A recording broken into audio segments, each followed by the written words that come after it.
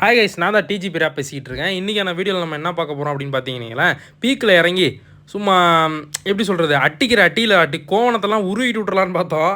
ஆனால் என்ன நடந்துச்சுன்னு நீங்களே பாருங்கள் இந்த வீடியோவில். இப்போது நாங்கள் பீக்கில் இறங்கி சண்டை போடலான்னு பார்த்தா அங்களுக்குள்ள ஒரு இந்திக்காரன் செத்துட்டான். நாங்கள் டீமே இல்லாமல் தாங்க விளாண்டுருக்கோம். சும்மா போயிட்டு அப்போக்கப்போ விளாண்டுட்டு இந்த சீசன் கிராண்ட் மாஸ்டர் புஷ் பண்ணலாம் அப்படின்னு சொல்லிட்டு அதுதான் ஐடியா. கடைசியாக ஒரு சீசன் புஷ் பண்ணிடுவோம் எப்படியாச்சும் அப்படின்னு சொல்லிட்டு. இது ஒன்றும் பெரிய சப்ப மேட்ரு தான், ஒன்றும் அவ்வளோ பெரிய விஷயம்லாம் கிடையாது. நான் தான் சொல்கிறேன்ல, ஒரு 2 நாள் விளாண்டுனா எனக்கு வந்து ஃபார்ம் வந்துடும். அதில் சுத்தமாக விளாட்றதுக்கே டைம் கிடைக்க மாட்டேது. அதனால தான் அப்படியே போயிட்டுருக்கு. இந்த கிராண்ட் மாஸ்டர் புஷ் பண்ணுறதுல ஒரு பிரச்சனை அப்படின்னு கேட்டிங்கன்னா, எனக்கு இந்த கண்ணி ஓவராக அப்படியே செவன்னு ரத்தம் மாதிரி அப்படியே செவந்து போய் ஒரு மாதிரி எரிய ஆரம்பிச்சிடும். அதனால தான் அந்த இதெல்லாம் விட்டுட்டு அப்படியே கொஞ்சம் கொஞ்சமாக அப்படியே நிப்பாட்டிட்டு வெளியே வந்தேன். ஆனால் இடையில கூட கொஞ்ச நாள் உடம்பு சரியில்லாமல் போயிடுச்சு. இப்படியே ஒதுங்கிட்டு வந்தோன்னா அவன் ஸ்பீடு சுத்தமாகவே சேனல் அவனுக்கு போயிடுச்சு. அதனால் அவனாலையும் வர முடியல. இப்போ பார்த்தீங்கன்னா நான் போட்டுட்ருக்கேன், முடிஞ்ச அளவு போடுவேன். ஆனால் ரொம்பலாம் போட மாட்டேன். நான் ஸ்டார்டிங்கே சொல்லிடுறேன். ஏன்னா நான் வந்து சும்மா நான் இனிமேல் போட போகிறேன் அப்படின்னு சொல்லிட்டு ஏமாற்றலாம் விரும்பலாம். என்னால் முடிஞ்ச அளவு போடுவேன். பிடிச்ச வரைக்கும் பாருங்கள், சந்தோஷமாக என்ஜாய் பண்ணுங்கள். இதில் கதை என்னன்னு கேட்டிங்கன்னா, எனக்கு ஏற்கனவே ஒரு 3 வருஷத்துக்கு முன்னாடி இதான் வச்சுக்கன்னு சொல்லி முகரையிலே ஒன்று குத்தி அனுப்பிவிட்டாங்க ஸ்ட்ரைக்குன்னு. இப்போ மறுபடியும் ஒரு ஸ்ட்ரைக் விழுந்து போச்சு. அதனால தான் நான் வந்து சுத்தமாகவே சேனலை விட்டு வெளியில் போனது. எப்படின்னு கேட்டிங்கன்னா, இந்த நான் சிங்கம் ப்ரோ, இவர் நெல்லை ப்ரோ, இவர் ஸ்பீடு, நாங்கள் 4 பேர் தான் புஷ் பண்ணோம்.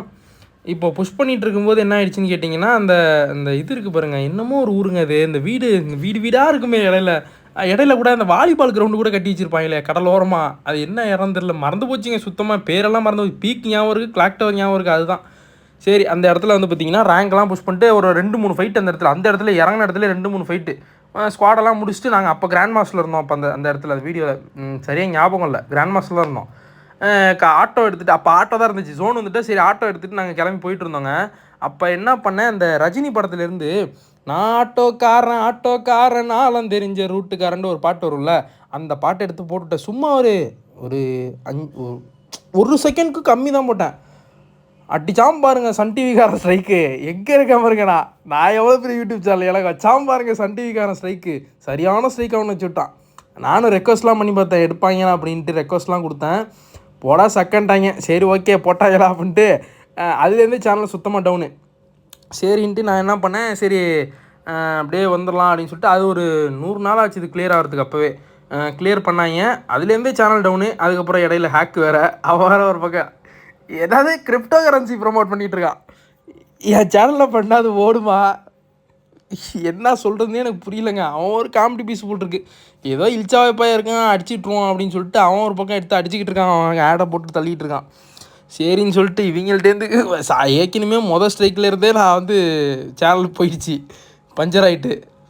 அரை பஞ்சரில் இருந்துச்சு. இவன் ஹேக் பண்ணோன்னா சுத்தமாக 3 பஞ்சர் ஆகிட்டு, டயர் ரிம்மு கிழிஞ்சு வெளில வந்துட்டு. சரி அதை அப்படியே இருக்கட்டும் அப்படின்னு சொல்லிட்டு நான் அங்கே கேட்டு இங்கே கேட்டு பிஎஸ் ப்ரோட்டை கேட்டு எல்லார்ட்டையும் கேட்டு எப்படியோ சேனலில் பேசி மெயிலெலாம் போட்டு விட்டு எவ்வளோ கஷ்டம். அதுக்கே 3 மாதம் கிட்டத்தட்ட ஆகிட்டு. எனக்கு ஒரு 1.5 மாதம் 3 மாதம் ஆகிட்டு சேனல் எடுக்கிறதுக்கு. எவ்வளோ கஷ்டப்பட்டு ஒருத்தன் சேனல் எடுத்தால் இவங்க மறுபடியும் இந்த வீடியோ இடையில போட்டோம் பார்த்தீங்களா, அதுக்கு ஸ்ட்ரைக் விழுந்துச்சு. என்னென்னா வடிவேல் காமெடி ஏதோ ஒன்று போட்டதுக்கு ஏதோ சேனலுக்கான ஸ்ட்ரைக் அடிச்சிட்டான். சரின்ட்டு இந்தா வச்சுக்க அப்படின்னு சொல்லிட்டு அவன் ஒரு குத்து, அவன் பங்குக்கு அவன் ஒரு குத்தணும்ல. ஏன்டா குத்தி விளையாடுறீங்க பாவண்டா நானே அப்படின்ட்டு அவன் ஒரு பங்கு குத்துனான். சரின்ட்டு இதெல்லாம் விட்டு போங்கடா அப்படின்னு சொல்லிட்டு நானும் கடுப்பாகி போயிட்டேன். எனக்கு சரி முடிஞ்சிச்சிடா அப்படின்னு சொல்லிட்டு நான் விட்டுட்டேன். அதுலேருந்தே வேலை வந்துச்சு, நான் ஒரு பக்கம் போயிட்டேன். இப்போ வந்து பார்த்திங்கன்னா அதான் போயிட்டுருக்கு. இப்போ சேனல் ஸ்ட்ரைக்கு கிளியர் ஆகிடுச்சு. அப்படியே வீடியோ போட்டுட்ருக்கேன், முடிஞ்ச அளவு போடுறேன் பாருங்கள். ஏற்கனவே ட்ரெயின் ஏறி போய் அடித்து சாவடிக்கலான்னு பார்த்தா நம்ம ஜட்டி அவுத்த அனுப்பி விட்டாங்க கோவணத்தை ஒரு விட்டு. சரின்னு சொல்லிட்டு இந்த மறுபடியும் ஒரு ட்ரெயினை பிடிப்போம் அப்படின்னு சொல்லிட்டு 8 மணிக்கு நின்றுட்டுருக்கேன். 7:30 பிடிச்சவன் வந்து அடிச்சிட்ருக்கான். போட்டேன்டா குத்து உரிமை அவனும் போயிட்டான். என்னென்ன காப்பாற்றுங்கடா அப்படின்னா, இந்த ஸ்கூபி இருக்கான் பாருங்க, பழைய வீடியோவில் பார்த்துருந்தீங்கன்னா தெரிஞ்சிருக்கும். வாயில் வடை சுடுறானே ஒழிய இன்ன வரைக்கும் ஒரு வடை சுட்டு கொடுத்தது இல்லாமல். நானும் கிட்டத்தட்ட ஒரு 4 வருஷமாக பார்த்துக்கிட்டு இருக்கேன். கிராண்ட் மாஸ்டர் புஷ் பண்ணுறாங்கிறான், வாடான்னு சொல்கிறான். ஆனால் கடைசியில் வந்து பார்த்திங்கன்னா ஃபோன் அடிக்க மாட்டாங்க, போயிடுவான். ரேங்க் புஷ் பண்ண போனால் ஒரு ஆளை விட்டு விளாட சொல்லிட்டு இவன் போயிடுவான் ஒரு பக்கம். நானும் இது வரைக்கும் பார்த்துட்ருக்கேன், ஏதாவது வடை சுட்டு கொடுத்துருவானா அப்படின்ட்டு. பாப்பா என்ன பண்ணுறான்னு பேசுகிறானே ஒழிய பாம்பு எடுத்து வெளியே விட மாட்டேங்கிறான். அவன் என்னைக்காவது இப்போ இந்த சொல்லிருக்கான், அந்த வாட்டி கிராண்ட் மாஸ்டர் புஷ் பண்ணோண்டா அப்படின்னு சொல்லியிருக்கான். பார்ப்போம். புஷ்பனா கோயம்புத்தூருக்கே பூந்து அவனை கொலை பண்ணிடுவேன். பார்த்துக்கிட்டே இருங்க அவனை. அதான் நடக்க போகுது. சங்க கடிச்சு துப்பாமல் விட மாட்டேன் இந்த வாட்டி அவனை. சரி பார்த்துருவோம் அப்படின்னு சொல்லிட்டு ஒரு கை ஹீல் பண்ணி விட்டான். இவன் காப்பாற்றுவான்னு ஸ்கூபியை நம்பிட்டு இருந்தான். அவன் ஆல்ரெடி போய் சேர்ந்துட்டான் போல இருக்குது. மறுபடியும் ஒரு ட்ரெயினை பிடிக்கிறதுக்காக நான் என்ன பண்ணேன், கீழே இறங்கி நின்றுக்கிட்டு இருந்தேன். எல்லாரும் அந்த பக்கம் இந்த பக்கம் ஓடிக்கிட்டு இருந்தாங்களா. சரி ஓகே அப்படின்னு சொல்லிட்டு இது ஒரு பக்கம் இருக்கட்டும். இப்போது நிறையா பசங்க இப்போ எல்லாம் என்ன பண்ணிகிட்ருக்கீங்கன்னு எனக்கு புரியவே இல்லை. இப்போ வந்து நானும் வந்து பார்த்திங்கன்னா எனக்கு வந்து சுத்தமாக படிப்பு செட் ஆகலை. அதனால் நான் வந்து வேறு விவசாயம் அப்படின்ட்டு போயிட்டுருக்கேன் ஒரு பக்கம். நம்ம பசங்களாம் என்ன பண்ணிகிட்ருக்காங்க, சில பேர் வேலையில் இருப்பாங்க, சில பேர் வந்து படிச்சுட்டு இருப்பாங்க, சில பேர் வந்து காலேஜ் இந்த மாதிரி எதாவது பண்ணிகிட்ருப்பாங்க, சில பேர் வேலை சம்மந்தமாக படிச்சுட்டு இருப்பாங்க. என்ன பண்ணிகிட்ருக்கீங்க அப்படிங்கிறத கமெண்ட்டில் எனக்கு சொல்லுங்கள். ஜஸ்ட் தெரிஞ்சுக்கிறதுக்கு தான். எல்லாம் என்ன பண்ணிகிட்ருக்காங்க, என்ன ஏஜ் பசங்கள்லாம் பார்க்குறாங்க அப்படிங்கிறத தெரிஞ்சுக்கிறதுக்கு தான். எனக்கெல்லாம் வந்து பார்த்திங்கன்னா எப்படியே விவசாயம் போயிட்டுருக்கு. நானும் ஏதாவது பண்ணி படிச்சிடலாம் தான் பார்க்குறேன். படிப்பெல்லாம் நல்லா தெரியுங்க. அதெல்லாம் நல்லா டக்கு டக்குன்னு வந்துடும். அதெல்லாம் எழுதிடுவேன். இங்கிலீஷ்லாம் படிச்சிடுவேன், இங்கிலீஷ்லாம் எழுதிடுவேன். அதெல்லாம் மேட்ரு இல்லை. மேக்ஸ் மட்டும் கொஞ்சம் சொதப்போம், எல்லாருக்கும் இருக்கிற மாதிரி தான். பட் ஆனால் அந்த ஒரு பேப்பரை ஃபுல்லாக படிச்சிருவோம் அப்படின்னு, நியூஸ் பேப்பரை படிச்சிடலாம் அப்படின்னு சொல்லிட்டு ஒரு பேப்பரை படிக்க போனால் அதில் 2 பேப்பர் படிச்சிடறாங்க. 3ஆவது பேப்பர் படிக்கும்போது அப்படியே தூக்கம் வருது பாருங்க. அப்படியே தூங்கிடுறேன். என்ன அறியாமல் நானே தூங்கிடுவேன். தூக்கமே வராதவங்க கூட பேப்பரை படிங்க, தூக்கம் வந்துடும் உங்களுக்கு. படிக்கிற பிள்ளையாக இருந்தால் படிக்கக்கூடாது, வேறு ஏதாவது பண்ணுங்க. படிக்காத பசங்களுக்கு சொல்கிறேன். அவங்களுக்குலாம் அந்த பேப்பரை பார்த்தா சில பேருக்கு தூக்கம் வரும். பார்த்துருக்கீங்களா? எனக்கெல்லாம் அப்படி தான். ஸ்கூலில் உட்காந்து புக்கை புரட்டினாலே தூக்கம் வந்துடும். அந்த மாதிரிலாம் நான் இருந்திருக்கேன். இங்கிலீஷ் பேப்பர்லாம் பார்த்தீங்கன்னா அல்டிமேட்டு. அப்படியே பார்க்கும்போதே தூக்கம் வரும். சோசியல் சயின்ஸு, அப்புறம் சயின்ஸு, இங்கிலீஷ்லாம் பார்க்கும்போது அப்படியே பார்க்கும்போதே எனக்கு தூக்கம் வந்துடும். எனக்கு தமிழ் சூப்பராக வரும். அதெல்லாம் எழுதிடுவேன், செம்மையாக பண்ணிடுவேன். இங்கிலீஷ் வந்து எனக்கு எழுதிடுவேன். இப்போது எழுதிடுவேன், படிச்சிடுவேன். ஆனால் எனக்கு அந்த படிக்கிறது, அந்த வாசிக்கிறதுக்கு எனக்கு தூக்கம் வந்துடும். இங்கிலீஷ் பேப்பர்லாம் பார்த்தீங்கன்னா அப்படியே தூங்கிடுவேன். இப்போலாம் எனக்கு ரொம்ப கஷ்டம். இப்போ ரொம்ப டிப்ரெஷனில் இருக்கேன், ரொம்ப இதாக இருக்கேன், ப்ரெஷராக இருப்பேன். ஆனால் தூக்கம் வரணும்னா படிக்காத பசங்களாக இருந்தால், ரொம்ப நாலேஜ் இல்லாத பசங்களாக, அதாவது எப்படி சொல்ல வரேன் தப்பாக புரிஞ்சுக்காதீங்க. அதாவது கொஞ்சம் கம்மியாக இருப்பாங்கள்ல படிப்பில், அவங்க இங்கிலீஷ் பேப்பர்லாம் எனக்கு வராது, ரொம்ப கஷ்டமாக இருக்கும். அந்த மாதிரி பசங்கள்லாம் வந்து பேப்பரை பாருங்கள், இங்கிலீஷ் பேப்பரெலாம் பார்த்தீங்கன்னு வச்சுங்களேன், அப்படியே தூக்கம் வந்துடும் உங்களுக்கு. சீரியஸாக பண்ணி பாருங்கள். எனக்கெல்லாம் சும்மா ஒரு பண்ணாலே அப்படியே கொட்டாய் வரும் பாருங்கள். வாய் வலி வந்துடும் எனக்கு, கொட்டாய் விட்டு அந்தளவுக்கு தூக்கம் வந்துடும் எனக்கு. அதாவது தப்பாக புரிஞ்சுக்காதீங்க, படிக்க தெரியாத பசங்க அப்படின்லாம் நான் சொல்ல வரல. படிக்கிற பசங்கன்னு ஒருத்தவங்க இருப்பாங்க, எனக்கு ஆவரேஜாக வரும் அப்படின்னு ஒருத்தவங்க இருப்பாங்க. சில பேருக்கு கொஞ்சம் ஏறாது. என்ன மாதிரி நான் ஏறாது, எனக்கு சுத்தமாக ஏறாது, நான் அட்டி மட்டும் அப்படின்னு வச்சுங்க. அந்த மாதிரி இருக்கிறவங்க வந்து பேப்பரை பார்த்தீங்கன்னா நல்லா தூக்கம் வரும். டிப்ரெஷன்லாம் எதுவுமே வராது, நல்ல நிம்மதியான தூக்கம் வரும். அப்படியே சொக்கும் பாருங்க கண்ணு. அந்த மாதிரி ஒரு உணர்வு வந்து என்ன மாதிரி பசங்களுக்கு தான் தெரியும். நாங்கள் தாங்க மெஜாரிட்டி. பார்த்துட்டே இருங்க, எல்லாம் கமெண்ட்டில் சொல்லுவாங்க எல்லாருமே. கண்டிப்பாக அது நடக்கும். சரி ஓகே அப்படின்னு சொல்லிட்டு பீக்கில் அட்டாக் எடுத்தாங்க. இவங்களை நம்பி ட்ராகனை எடுத்துக்கிட்டு நானும் சாத்திக்கிட்டு இருந்தேன். இவ்வளோ நேரம் ஸ்கூபின்னு சொல்லிட்டு இருந்தேன்ல, அவன் என்ன பண்ணுறான்னு நீங்களே பாருங்கள், உங்களுக்கு தெரியும். பார்த்தீங்கன்னா தெரியும். அழகாக நின்றுட்டு இருப்பேன், அழகாக வேட்டிக்கு அடியில் குண்டை வச்சுட்டு வெடிக்க வச்சுருவாங்க. பார்த்துட்டே இருங்க என்ன நடக்குதுன்ட்டு. இப்போ நான் ட்ராகனை வச்சு ஒருத்தனை கொண்டேனா, சரின்னு சொல்லிட்டு நாங்கள் அப்படியே பொறுமையாக மூவ் பண்ணி வந்துட்டுருப்போம். இவனோட லூட்டெல்லாம் அடிச்சுட்டு கொஞ்சம் கொஞ்சமாக தட்டி விட்டுட்டு, ஃப்ரீ ஃபயரில் உள்ள அத்தனை லூட்டையும் எடுத்து பொறுக்கி வச்சுருக்கானே அப்படின்ற மாதிரி தான் இருந்துச்சு. முன்னாடிலாம் அந்த லூட் பாக்ஸ் வரும்ல, அதெல்லாம் வந்து எப்படி இருந்துச்சு, பழசெல்லாம் நினைக்கும் போது அப்படியே ரொம்ப இதாக இருக்குங்க. அந்த ஏகப்பட்ட ஈவெண்ட்ஸு இதெல்லாம் வந்து அதெல்லாம் பார்க்கும்போது இப்படியெல்லாம் விளையாண்டுருக்கோமா அப்படின்ற மாதிரி எனக்கு தோணுது. இப்போ எனக்கு யோசிக்க தோணுது. ஏன்னா உங்களுக்குலாம் தோணியிருக்காது. ஏன்னு கேட்டிங்கன்னா, நான் இத்தனை வருஷமாக விளையாடாமல் இருந்துட்டு திடீர்னு உள்ளுக்குள்ளே வரேன்னா, ஃபுல்லாக பார்க்கும்போது இந்த இடம்லாம் எப்படி இருந்துச்சு, இந்த இடம்லாம் ஜிப்லைன்லாம் இருக்காது அப்போலாம் யோசனை வருது. சரி ஓகே, அதை விடுங்க. பைத்தியக்காரன் ஆட்டத்தை பார்த்துருக்கீங்களா? முழு பைத்தியம் முழுசாக வந்து முழுகாமல் இருக்கிற பைத்தியத்தை பார்த்துருக்கீங்களா? அந்த மாதிரி ஆட்டம் தான். அந்த முதல்ல இருக்கான் பாருங்க, முழுகாத முட்டாப்பைய, அவன் ஆடுற ஆட்டத்தை இப்போ பார்க்க தானே போகிறீங்க. இந்த லூசுப்பாய் ஆட்டத்தை பார்த்துக்கிட்டே இருங்க. நான் கூட காளியோட ஆட்டத்தைன்னு சொல்லலாம் தான், அந்தளவுக்குலாம் சீன் கிடையாது. இப்போ பாருங்கள் அவன் என்ன பண்ணுறான்ட்டு. அதை நான் இப்போ சொல்ல விரும்பல, கடைசியில் நடக்கும், அப்போ நீங்களே பாருங்கள் ஓகேங்களா? இப்போ வந்து பார்த்தீங்கன்னா நாங்கள் என்ன பண்ணோம், பொச்சனுக்கெலாம் வந்து அப்படியே சுற்றிக்கிட்டு, பொச்சனுக்கு அது வேறு மாதிரி போகுது, டபுள் மீனிங்காகவே தோணுது. ஏன் தான் அப்படி தோணுதோ தெரில எனக்கு. சரி ஓகே, இப்போ வந்து பார்த்தீங்கன்னா ஒருத்தனை காத்துக்கிட்டு இருந்து அடிச்சு கொண்டுட்டேன். அதுக்கப்புறம் நம்ம ஆளுங்கெல்லாம் அட்டாக் எடுத்துகிட்டு இருந்தாங்களா, வாழலாம் போட்டு பிசியில் விளையாடும்போது எப்படி இருந்துச்சு இதெல்லாம் யோசிக்கிறது. ஒரு ட்ரிபிள் லைன்லாம் போகுங்க. அப்போலாம் இந்த நெட்டு கட் ஆனிச்சுன்னா, எனக்கு ஒய்ஃபை தான் வச்சுருப்பேன் முன்னாடி வந்து இந்த மொபைல் டேட்டா. இப்போ வந்து இடையில வந்து ஒய்ஃபை வச்சுருந்தேன்.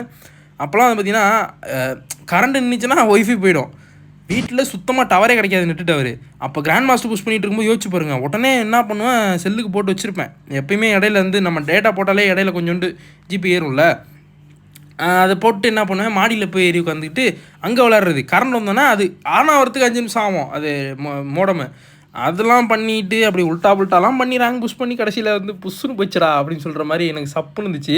நேற்று நானே பைத்திய மாதிரி உட்காந்து சிரிச்சிட்டு இருந்தேன். இப்படிலாம் பண்ணிட்டு இருக்கமே கிரிஞ்சாக பண்ணிட்டு இருந்திருக்கேன். நம்மளை பார்க்கும்போது ஒரு மாதிரி இருக்குல்ல. ஒரு 2-3 வருஷம் கழிச்சு இப்போ நீங்கள் இப்படிலாம் பண்ணிட்டு இருந்ததை அடுத்த கொஞ்சம் முன்னாடி யோசிச்சு பாருங்களேன். அப்போ எப்படிலாம் விளாண்டுருப்பீங்க, எப்படிலாம் பேசியிருப்பீங்க, அதெல்லாம் கொஞ்சம் கிரிஞ்சாக இருக்கும்ல. அதெல்லாம் நினச்சி பார்த்தேன். அது எனக்கு இப்போ தோணுது. நம்ம பழைய ஸ்டூடெண்ட் மாதிரி இருக்குது எனக்கு இப்போ பார்க்குறதுக்கு. சரி ஓகே போட்டு தள்ளிட்டானா, சரி ஓகே அப்படின்னு சொல்லிட்டு போடா அந்த பக்கம் எனிமே அடிக்க முடியல, அங்கே போய் அடிக்க முடியல, என்ன நான் அடிக்கிறவனே அடிச்சுக்கிட்டு இருக்கான், போடா வெங்கம் பயில அப்படின்னு சொல்லிட்டு நானும் அடிச்சு பார்த்தேங்க. ஆனால் அதுக்கப்புறம் வந்து அவங்க கொண்டாங்க, அது வேறு விஷயம். நம்ம என்னதான் இருந்தாலும் நூப்பு தானே. இப்போ தானே ஃபுல்லாக புதுசாக கேமுக்குள்ளே வந்த மாதிரி நாங்களாம் குழந்தைங்க. இப்போ என்கிட்ட ஒருத்தன் கேட்குறான், ரேப் பாய் உங்களுக்கு விளையாட தெரியுமா, ஆனால் சொல்லித்தட்டுமா, என்னென்ன இடம் எங்கெங்கே இருக்குது, எப்படி துப்பாக்கியில் சுடணும்னு சொல்லித்தரேன், எனக்கு சொல்லித்தரேங்கிறான். பார்த்துங்க அந்த மாதிரி ஆகிட்டுங்க நம்ம நிலமை. இப்போலாம் ஃப்ரீ ஃபயருக்கு நான் கை குழந்த மாதிரி அந்த மாதிரி ஆகிட்டோம் நம்ம இப்போ. சரி ஓகே அப்படின்னு சொல்லிட்டு அங்கே மேலே ஜோன் போட்டாங்களா, சரி வாங்கடா மூவ் பண்ணுவோம் அப்படின்னு சொல்லிட்டு இங்கே ஒருத்தன் அடி கொளுத்திட்டு இருக்காங்க. இந்த வரம் வந்து நான் வந்தால் தான் காப்பாற்ற முடியும் எல்லாரையும், என்ன பண்ணுறது, காப்பாற்ற தொலைறண்டா வாங்கடா அப்படின்னு சொல்லிட்டு எல்லாரையும் காப்பாற்றிட்டு நாங்கள் வந்தோங்க.